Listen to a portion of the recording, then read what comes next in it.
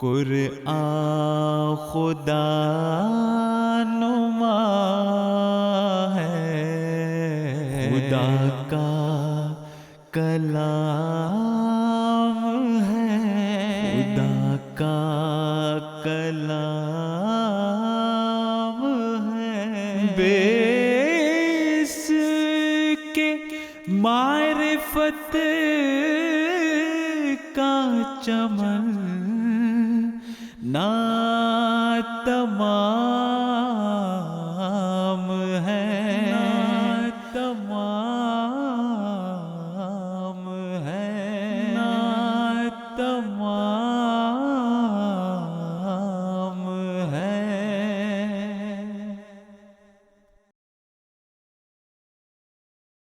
بسم اللہ الرحمن الرحیم، نحمدہ ونصلی علی رسولہ الکریم۔ آج ماہ رمضان المبارک کا 10واں روزہ ہے، اور اس مناسبت سے اس پروگرام میں ہم 10ویں پارے سے بعض منتخب آیات سے متعلق حضرت اقدس مسیح موعود علیہ الصلاۃ والسلام اور آپ کے خلفائے کرام کی بیان فرمودہ تفاسیر میں سے چند باتیں، چند نکات آپ کے سامنے رکھیں گے۔ مقصد اس کا یہ ہے کہ آپ کو حضرت اقدس مسیح موعود علیہ الصلاۃ والسلام اور خلفائے کرام کی بیان فرمودہ قرآنی تفاسیر سے آگاہی ہو، اور اس کو براہ راست خود مطالعہ کرنے کا شوق پیدا ہو، اور اس طرح سے قرآنی حقائق و معارف سے آگاہی حاصل کریں اور فہم قرآن میں ترقی کریں۔ اس کے لیے ایک بہت آسان طریق یہ ہے کہ آج کل انٹرنیٹ پر یہ سب تفاسیر دستیاب ہیں۔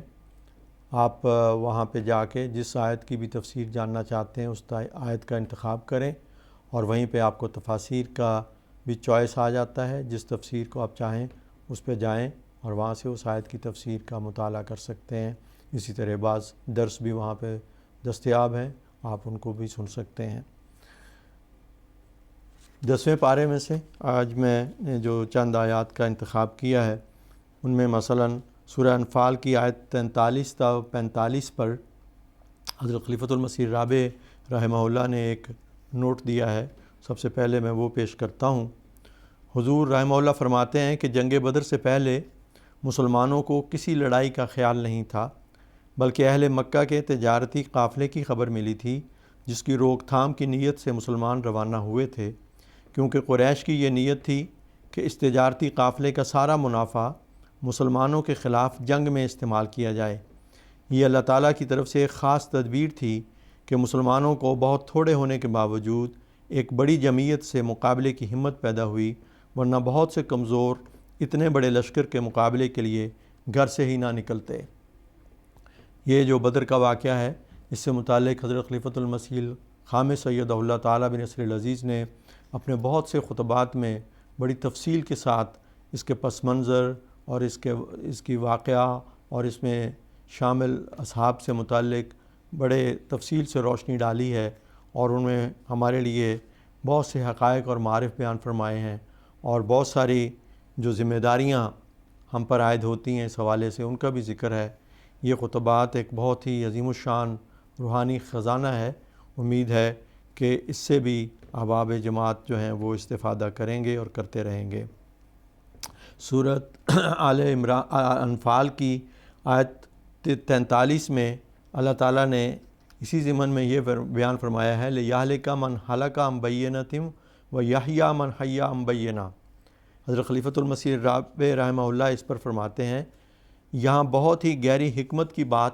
یہ بیان فرمائی گئی ہے کہ جو کھلی کھلی واضح دلیل رکھتے ہوں، جسے بینہ فرمایا گیا ہے، وہ اس دلیل کی برکت سے لازماً غلبہ پاتے ہیں۔ جن کے پاس کوئی دلیل نہ ہو تو وہ بہرحال ہلاک کر دیے جاتے ہیں۔ اس لیے ظاہری جنگ ہو یا مسائل کی جنگ ہو، جن کے پاس بینہ ہو وہ ضرور جیتیں گے، جن کے پاس نہ ہو وہ ضرور ہلاک کیے جاتے ہیں۔ سورہ انفال کی آیت 49 میں اللہ تعالیٰ فرماتا ہے، وَإِذْ زَيَّنَ لَهُمُ الشَّيْطَانُ أَعْمَالَهُمْ، اور یاد کرو جب ایک شیطان صفت انسان نے ان کے اعمال انہیں خوبصورت کر کے دکھائے۔ حضرت خلیفۃ المسیح اول رضی اللہ تعالیٰ عنہ فرماتے ہیں کہ ابلیس اور شیطان کی اصل جن ہے، اور ان دونوں میں فرق یہ ہے کہ جو چیز اپنی ذات میں بری اور پرضرر ہو تو وہ ابلیس ہے، اور جس چیز کا ضرر متعدی ہو، دوسروں کو بھی دکھ پہنچائے، تو وہ شیطان ہے۔ چنانچہ پارہ اول رکوع 4 میں فرماتا ہے فَسَجَدُوا إِلَّا إِبْلِيسَ أَبَىٰ وَاسْتَكْبَرَ وَكَانَ مِنَ الْكَافِرِينَ۔ جب تک اس میں انکار و استکبار تھا وہ ابلیس تھا، لیکن جب اس کا ضرر متعدی ہوا اور فَأَزَلَّهُمَ الشَّيْطَانُ عَنْهَا اس کی شان ہوئی، دوسروں کو بہکانے لگا، تو پھر اسے شیطان فرمایا۔ سارے قرآن مجید میں غور کر کے دیکھ لو، جہاں جہاں ابلیس آیا ہے وہاں اس کا ضرر اپنی ذات میں ہے، اور جہاں اس کا ضرر دوسروں تک پہنچا تو نام شیطان ہے۔ اس اصول کو بھی اگر ہم سامنے رکھیں تو قرآن مجید کے بہت سارے مقامات کو سمجھنے میں آسانی پیدا ہوگی۔ آیت نمبر 54 میں پیش کرنا چاہتا ہوں۔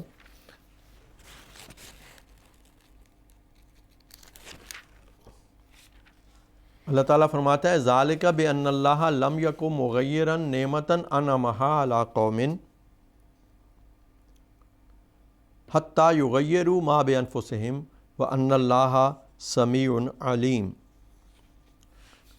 حضرت خلیفۃ المسیح اول رحمہ اللہ اس مضمن میں فرماتے ہیں کہ یاد رکھو خدا تعالیٰ کا مقرر کردہ قانون یہی ہے کہ اللہ تعالیٰ کے فیضان میں تبدیلی اسی وقت ہو سکتی ہے اور ہوتی ہے جب انسان خود اپنے اندر تبدیلی پیدا کرے۔ اگر ہم وہی ہیں جو سال گزشتہ اور پیوستہ میں تھے تو پھر انعامات بھی وہی ہوں گے، لیکن اگر چاہتے ہو کہ ہم پر نئے نئے انعامات ہوں تو نئے طریق پر تبدیلی پیدا کرو۔ تو یہ عام طور پہ جو اس کا معنی لیا جاتا ہے کہ جب کوئی قوم اپنے اندر پاک تبدیلیاں پیدا نہیں کرتی تو اللہ تعالیٰ بھی ان پر اپنے انعامات نازل نہیں فرماتا۔ یہ بھی ایک معنی درست ہے، لیکن حضور رضی اللہ عنہ نے اس میں ایک اور مضمون کی طرف توجہ دلائی ہے کہ جو انعام یافتہ ہیں وہ بھی اگر اسی ایک ہی کیفیت میں رہتے ہیں تو ان پر انعامات بھی اسی قدر رہتے ہیں، لیکن اگر وہ روحانیت میں ترقی کرتے ہیں، اللہ تعالیٰ کے احکامات کے مطابق اپنی زندگیوں میں پاک تبدیلی پیدا کرتے چلے جاتے ہیں، اپنے معیار کو بڑھاتے ہیں، تو پھر اللہ تعالیٰ کے انعامات بھی ان پر نئے طریق پر اور نئی شان سے نازل ہوتے چلے جاتے ہیں۔ آیت نمبر 61 میں اللہ تعالیٰ فرماتا ہے وَأَعِدُّوا لَهُم مَّا اسْتَطَعْتُم مِّن قُوَّةٍ وَمِن رِّبَاطِ الْخَيْلِ۔ حضرت اقدس مسیح موعود علیہ السلام اس سلسلے میں فرماتے ہیں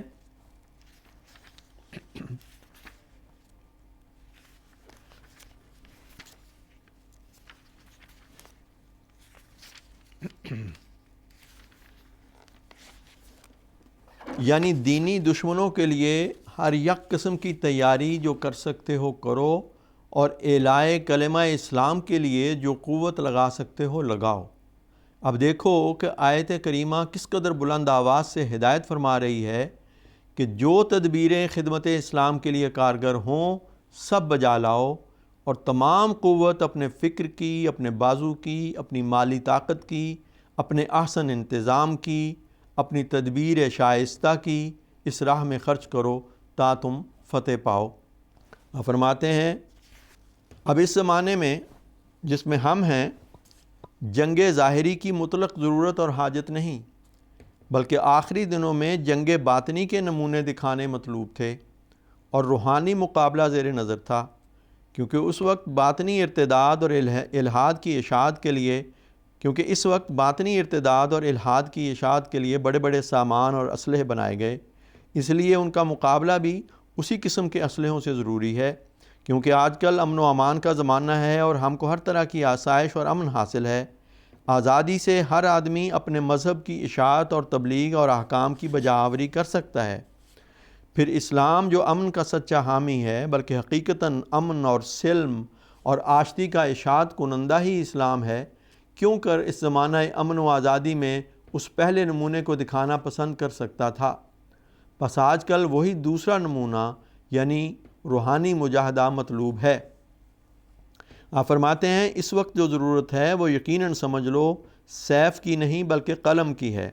ہمارے مخالفین نے اسلام پر جو شبہات وارد کیے ہیں اور مختلف سائنسوں اور مقاصد کی روح سے اللہ تعالیٰ کے سچے مذہب پر حملہ کرنا چاہا ہے، اس نے مجھے متوجہ کیا ہے کہ میں قلمی اسلحہ پہن کر اس سائنس اور علمی ترقی کے میدان کارزار میں اتروں اور اسلام کی روحانی شجاعت اور باطنی قوت کا کرشمہ بھی دکھاؤں۔ میں کب اس میدان کے قابل ہو سکتا تھا؟ یہ تو صرف اللہ تعالیٰ کا فضل ہے اور اس کی بے حد عنایت ہے کہ وہ چاہتا ہے کہ میرے جیسے عاجز انسان کے ہاتھ سے اس کے دین کی عزت ظاہر ہو۔ آپ فرماتے ہیں کہ میں نے ایک وقت ان اعتراضات اور حملات کو شمار کیا تھا جو اسلام پر ہمارے مخالفین نے کیے ہیں، تو ان کی تعداد اس وقت میرے خیال اور اندازے میں 3000 ہوئی تھی، اور میں سمجھتا ہوں کہ اب تو اور بھی تعداد بڑھ گئی ہوگی۔ آپ اسی ضمن میں فرماتے ہیں الغرض پس کس قدر ظلم ہوگا کہ اعتراض کرنے والوں کو جواب دینے کی بجائے تلوار دکھائی جائے۔ اب زمانے کے ساتھ حرب کا پہلو بدل گیا ہے، اس لیے ضرورت ہے کہ سب سے پہلے اپنے دل اور دماغ سے کام لیں اور نفوس کا تزکیہ کریں، راست بازی اور تقوی سے خدا تعالیٰ سے امداد اور فتح چاہیں۔ یہ خدا تعالیٰ کا ایک اٹل قانون اور مستحکم اصول ہے کہ اگر مسلمان صرف قیل و قال اور باتوں سے مقابلے میں کامیابی اور فتح پانا چاہیں تو یہ ممکن نہیں۔ اللہ تعالیٰ لاف گزاف اور لفظوں کو نہیں چاہتا، وہ تو حقیقی تقوی کو چاہتا اور سچی طہارت کو پسند کرتا ہے، جیسا کہ فرمایا ان اللہ مع الذین اتقوا والذین هم محسنون۔ حضور کی یہ لمبے اقتباسات ہیں جن میں ان مضامین کو تفصیل سے بیان فرمایا ہے۔ میں نے ان میں سے صرف چند جملے وقت کی رعایت سے یہاں پہ آپ کے سامنے رکھے ہیں۔ اللہ تعالیٰ یہ فرماتا ہے کہ وَأَلَّفَ بَيْنَ قُلُوبِهِمْ لَوْ أَنفَقْتَ مَا فِي الْأَرْضِ جَمِيعًا مَا أَلَّفْتَ بَيْنَ قُلُوبِهِمْ وَلَٰكِنَّ اللَّهَ أَلَّفَ بَيْنَهُمْ إِنَّهُ عَزِيزٌ حکیم۔ حضرت خلیفۃ المسیح اول رضی اللہ عنہ فرماتے ہیں یاد رکھو کہ الہی فضل کی بہت قسمیں ہیں، اکیلے پر وہ فضل نہیں ہوتا جو کہ دو کے ملنے پر ہوتا ہے۔ اس کی ایک مثال دنیا میں موجود ہے کہ اگر مرد اور عورت الگ الگ ہوں اور وہ اس فضل کو حاصل کرنا چاہیں جو کہ اولاد کے رنگ میں ہوتا ہے تو وہ حاصل نہیں ہو سکتا جب تک دونوں نہ ملیں اور ان تمام آداب کو بجا نہ لائیں جو کہ حصول اولاد کے لیے ضروری ہیں۔ اسی طرح ایک بھاری جماعت پر جو فضل الہی ہوتا ہے وہ چند آدمیوں کی جماعت پر نہیں ہو سکتا۔ ایک گھر کی آسودگی اور آرام کا فضل اگر کوئی حاصل کرنا چاہے تو جب ہی ہوگا کہ اسے مامائیں، خدمتگار اور سونے پینے کھانے نہانے وغیرہ کے الگ الگ کمرے اور ہر ایک کا الگ الگ اسباب مہیا ہونے کی مقدرت ہو۔ ایسے ہی اگر ترقی کرتے جاؤ تو بادشاہت اور سلطنت کے فضل کا اندازہ کر سکتے ہو۔ اس سے نتیجہ یہ نکلتا ہے کہ جب تک تم لوگوں میں باوجود اختلاف کے ایک عام وحدت نہ ہوگی اور ہر ایک تم میں سے دوسرے کو فائدہ پہنچانے کی کوشش میں نہ لگا رہے گا تو تم خدا کے اس فضل عظیم کو حاصل نہ کر سکو گے جو ایک بھاری مجمع پر ہوتا ہے۔ وَأَلَّفَ بَيْنَ قُلُوبِهِمْ لَوْ أَنفَقْتَ مَا فِي الْأَرْضِ جَمِيعًا مَا أَلَّفْتَ بَيْنَ قُلُوبِهِمْ وَلَٰكِنَّ اللَّهَ أَلَّفَ بَيْنَهُمْ إِنَّهُ عَزِيزٌ حکیم میں اسی کی طرف اشارہ ہے۔ وحدت کی روح کو جو کہ صحابہ کرام میں پھونکی گئی تھی اس کو خدا تعالیٰ نے اپنے فضل سے تعبیر کیا ہے۔ اس وحدت کے پیدا ہونے کے لیے چاہیے کہ آپس میں صبر اور تحمل اور برداشت ہو۔ اگر یہ نہ ہوگا اور ذرا ذرا سی بات پر روٹھو گے تو اس کا نتیجہ آپس کی پھوٹ ہوگا۔ حضرت اقدس مسیح موعود علیہ السلام نے اس آیت کے حوالے سے بہت سارے مضامین بیان فرمائے ہیں، چند سطریں اس میں سے پیش کرتا ہوں۔ حضور فرماتے ہیں ہمارے ہادی اکمل صلی اللہ علیہ وسلم کے صحابہ نے اپنے خدا اور رسول کے لیے کیا کیا جان نثاریاں کیں، جلاوطن ہوئے، ظلم اٹھائے، طرح طرح کے مصائب اٹھائے، جانیں دے دیں، لیکن صدق و وفا کے ساتھ قدم مارتے ہی گئے۔ بس وہ کیا بات تھی کہ جس نے انہیں ایسا جان نثار بنا دیا؟ وہ سچی الہی محبت کا جوش تھا جس کی شعاع ان کے دل میں پڑ چکی تھی۔ سو خواہ کسی نبی کے ساتھ مقابلہ کر لیا جاوے، آپ کی تعلیم، تزکیہ نفس، پیرووں کو دنیا سے متنفر کرا دینا، شجاعت کے ساتھ صداقت کے لیے خون بہا دینا، اس کی نظیر کہیں نہ مل سکے گی۔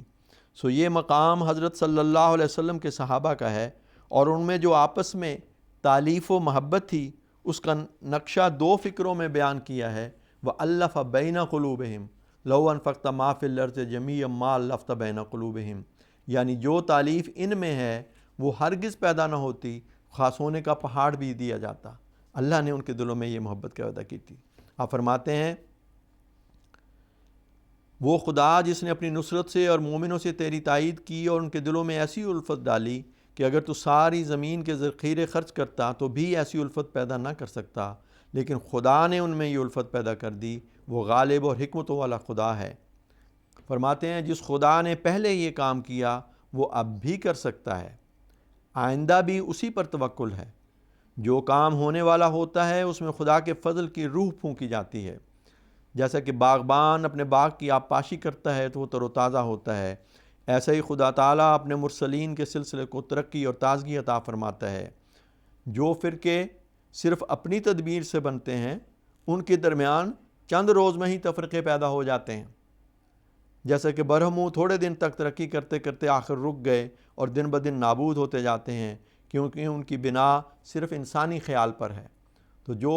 جماعت خدا کی طرف سے قائم ہوتی ہے، حضور فرماتے ہیں اس میں ایک وحدت ہوتی ہے، اور اللہ تعالیٰ ان کے دلوں میں وحدت پیدا کرتا ہے اور ان کو مسلسل ترقی عطا ہوتی چلی جاتی ہے، کیونکہ اس کا باغبان خدا ہوتا ہے۔ حضور فرماتے ہیں کہ کیا کوئی اس قوم کی نسبت خیال کر سکتا تھا کہ یہ قوم باہم متحد ہوگی، یعنی حضرت صلی اللہ علیہ وسلم کے زمانے کے جو لوگ تھے،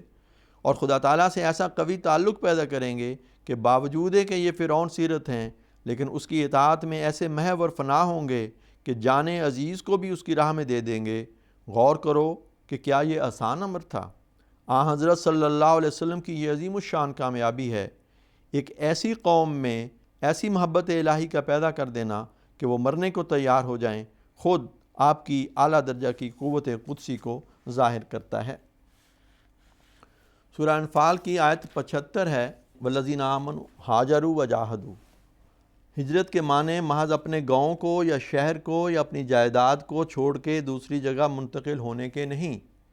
ہجرت کے معنی ہیں ہر اس چیز کو چھوڑ دینے کے جسے چھوڑنے کا خدا نے حکم دیا ہو۔ اس معنی کی طرف زیادہ تر توجہ ہمارے جو صوفیاء مفسر ہیں ان کی گئی ہے۔ وہ بہت سارے تو دوسری طرف آتے ہی نہیں، وہ اپنے ہی معنی کر جاتے ہیں، لیکن وہ بھی معنی ہیں جس نے خدا کی خاطر مکہ جیسے شہر کو چھوڑا، اپنی جائیدادیں ہمیشہ کے لیے چھوڑ دیں۔ حضور فرماتے ہیں کہ وہ بھی معنی ہیں، لیکن اصل یہ ہے کہ ہر وہ چیز جس سے خدا منع کرتا ہے اس کو چھوڑ دینا وہ بھی ہجرت ہے۔ پھر آپ فرماتے ہیں وجاہدوا فی سبیل اللہ، اور جس چیز کے کرنے کا حکم دیتا ہے اس کے لیے پوری سعی کرو، محض سعی نہیں۔ جہاد کے معنی ہوتے ہیں انتہائی کوشش کر دینا۔ ہر شخص اپنی استعداد اور طاقت کے مطابق پوری کوشش کرے خدا تعالیٰ کی اطاعت میں، اس کے احکام کو پورا کرنے میں۔ اور پھر آپ فرماتے ہیں کہ ان لوگوں کے متعلق اللہ تعالیٰ فرماتا ہے اولئک ھم المؤمنون حقا، یہ ہیں سچے مومن۔ نام کے مومن تو بہت سارے ہوتے ہیں، لیکن قرآن کہتا ہے یہ سچے مومن ہیں، انہیں خدا تعالیٰ کی طرف سے مغفرت ہے۔ انسان ہے، بشری کمزوریاں ہیں، غلطی کرے گا ہزار جگہ، اور اگر توبہ کرے گا تو وعدہ ہے اس کے ساتھ کہ خدا تعالیٰ اس کی توبہ قبول کرے گا اور مغفرت کے سامان پیدا کرے گا اور اس کی ہر ضرورت پوری کرے گا۔ ورزق کریم، تو رزق کریم کی بھی پھر حضور نے بڑی تفصیل سے اس پہ روشنی ڈالی ہے، بہت ہی لمبا مضمون ہے، حضور نے مختلف خطبات میں اس کو بیان فرمایا ہے، تو یہ بھی پڑھنے سے تعلق رکھتا ہے۔ انوار القرآن جس میں حضرت خلیفۃ المسیح ثالث رحمہ اللہ کی مختلف خطبات و خطابات سے بعض قرآنی آیات کی جو تفسیر ہے اس کو اکٹھا کیا گیا ہے، اس کو اگر آپ دیکھیں تو وہاں سے بھی آپ ان کا مطالعہ کر سکتے ہیں۔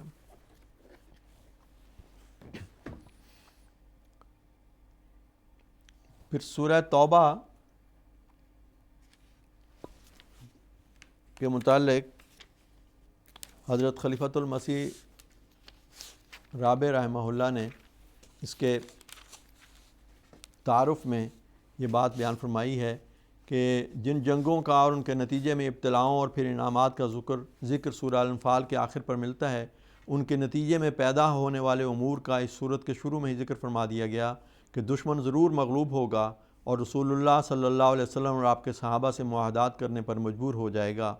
بس انصاف کا تقاضا یہ ہے کہ جب تک وہ اپنے معاہدات پر قائم رہیں مسلمانوں کی طرف سے ہرگز عہد شکنی نہیں ہونی چاہیے۔ آپ فرماتے ہیں کہ عہد شکنی کے بد عواقب کا تذکرہ جو سورۃ الفاتحہ سے شروع ہو کر پچھلی تمام صورتوں میں مختلف رنگ میں ملتا ہے اس کا ذکر اس صورت میں بھی موجود ہے،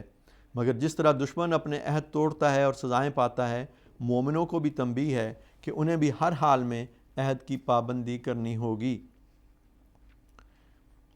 اس صورت میں کثرت کے ساتھ مسلسل یہ ذکر مل رہا ہے کہ مومنوں کی کوئی فتح بھی ہتھیاروں کی برتری یا عددی غلبے کے نتیجے میں نہیں ہوتی اور نہ ہو سکتی ہے، اور اسی تعلق میں جنگ حنین کا ذکر فرمایا گیا ہے جبکہ مسلمانوں کو کفار پر بہت بڑا عددی غلبہ نصیب ہوا تھا، اور بعض مسلمان اس زوم میں تھے کہ اب کفار کیسے فتح یاب ہو سکتے ہیں جبکہ ہم تھوڑے بھی تھے تو ان کی عظیم جمعیتوں پر فتح یاب ہوتے رہے ہیں۔ ان کو یہ سمجھایا گیا ہے کہ جب تم تھوڑے تھے تو رسول اللہ صلی اللہ علیہ وسلم کی دعا کے نتیجے میں ہی فتح یاب ہوتے رہے ہو، اس لیے اب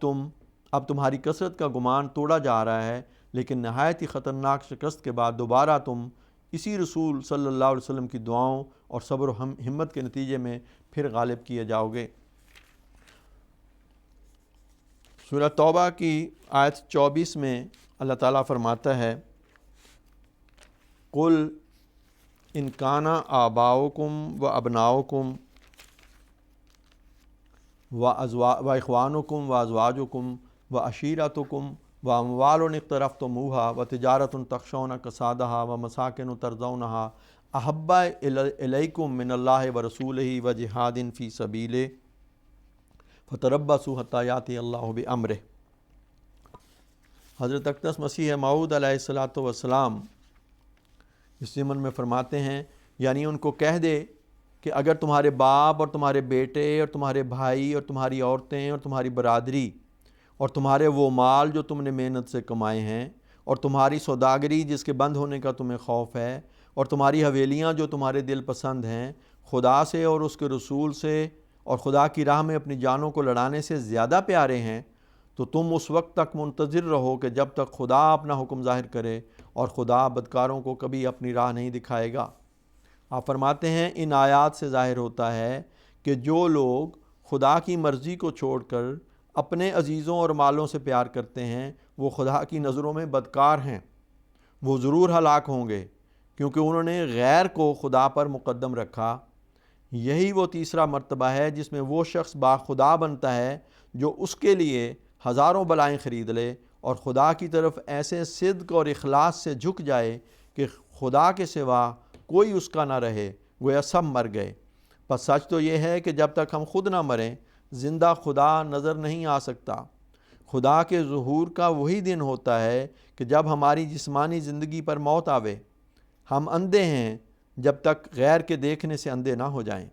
ہم مردہ ہیں جب تک خدا کے ہاتھ میں مردے کی طرح نہ ہو جائیں۔ جب ہمارا منہ ٹھیک ٹھیک اس کے محاذات میں پڑے گا تب وہ واقعی استقامت جو تمام نفسانی جذبات پر غالب آتی ہے ہمیں حاصل ہوگی، اس سے پہلے نہیں،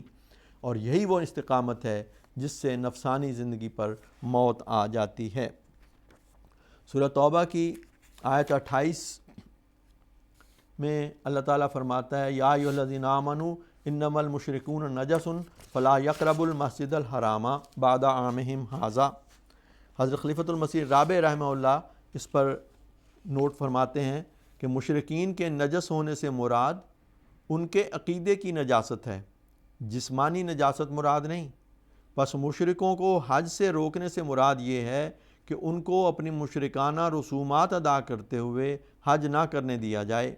کیونکہ زمانہ جاہلیت میں وہ بعض دفعہ ننگے ہو کر اور اپنے بتوں وغیرہ کو ساتھ لے کر حج کیا کرتے تھے۔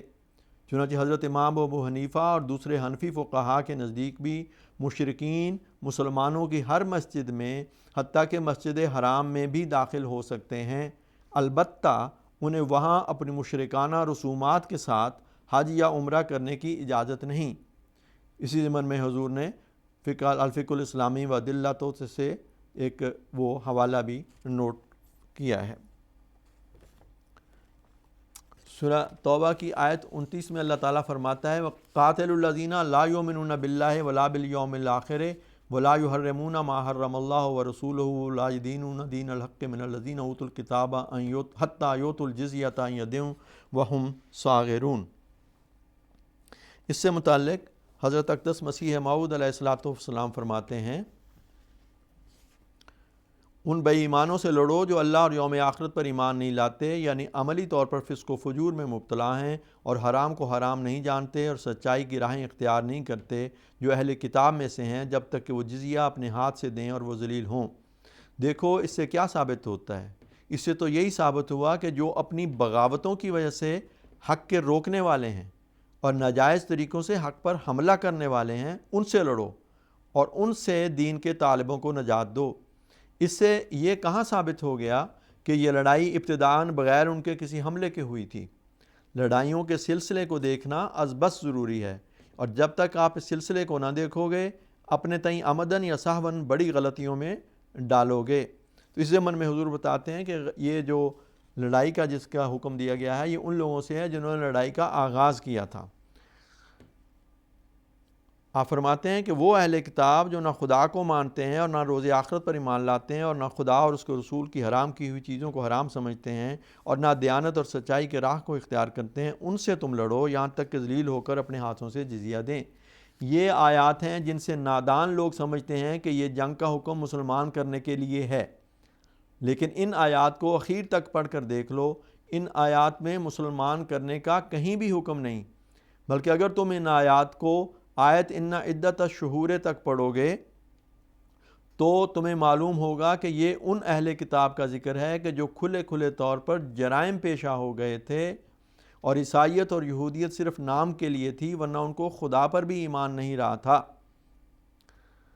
آپ فرماتے ہیں پس ایک عقل مند سمجھ سکتا ہے کہ امن عامہ قائم کرنے کے لیے ایسے جرائم پیشہ لوگوں کا تدارک ضروری تھا،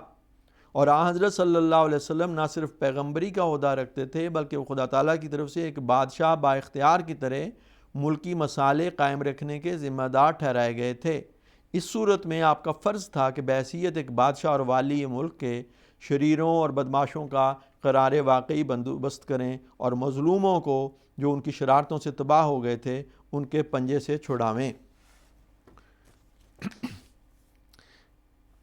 پھر سورہ توبہ کی آیت 33 میں اللہ تعالیٰ فرماتا ہے هُوَ الَّذِي أَرْسَلَ رَسُولَهُ بِالْهُدَىٰ وَدِينِ الْحَقِّ لِيُظْهِرَهُ عَلَى الدِّينِ كُلِّهِ وَلَوْ كَرِهَ الْمُشْرِكُونَ۔ اس کے متعلق حضرت اقدس مسیح موعود علیہ السلام فرماتے ہیں یعنی خدا وہ ہے جس نے اپنا رسول ہدایت اور دین حق کے ساتھ بھیجا تاکہ اس دین کو تمام دینوں پر غالب کرے۔ حضور علیہ السلام کو یہ آیات الہاماً بھی آپ پر الہام بھی کی گئی تھیں، اور حضور فرماتے ہیں کہ یہ آیات قرآنی الہامی پیرایہ میں اس عاجز کے حق میں ہیں، اور رسول سے مراد مامور اور فرستادہ ہے جو دین اسلام کی تائید کے لیے ظاہر ہوا۔ اس پیشگوئی کا ماحصل یہ ہے کہ خدا نے جو اس مامور کو مبعوث فرمایا ہے یہ اس لیے فرمایا کہ تا اس کے ہاتھ سے دین اسلام کو تمام دینوں پر غلبہ بخشے۔ یہ ہے حضرت مسیح موعود علیہ السلام کی بعثت کی غرض، اور ابتداء میں ضرور ہے کہ اس مامور اور اس کی جماعت پر ظلم ہو، لیکن آخر میں فتح ہوگی اور یہ دین اس مامور کے ذریعے سے تمام ادیان پر غالب آ جائے گا، اور دوسری تمام ملتیں بینہ کے ساتھ ہلاک ہو جائیں گی، جس کا ذکر پیچھے گزر چکا ہے۔ آپ فرماتے ہیں دیکھو یہ کس قدر عظیم الشان پیشگوئی ہے، اور یہ وہی پیشگوئی ہے جو ابتداء سے اکثر علماء کہتے آئے ہیں کہ مسیح موعود کے حق میں ہے اور اس کے وقت میں پوری ہوگی۔ آپ فرماتے ہیں وہ خدا وہ قادر ذوالجلال ہے جس نے اپنے رسول کو ہدایت اور دین حق کے ساتھ اس لیے بھیجا ہے تا دنیا کے تمام دینوں پر اس کو غالب کرے، اگرچہ مشرک لوگ کراہت کریں۔ وقت چونکہ ختم ہو رہا ہے اس لیے اسی پر اکتفا کرتے ہیں۔ قرآن خدا نما ہے، خدا کا کلام ہے، خدا کا کلام ہے، بے اس کے معرفت کا چمن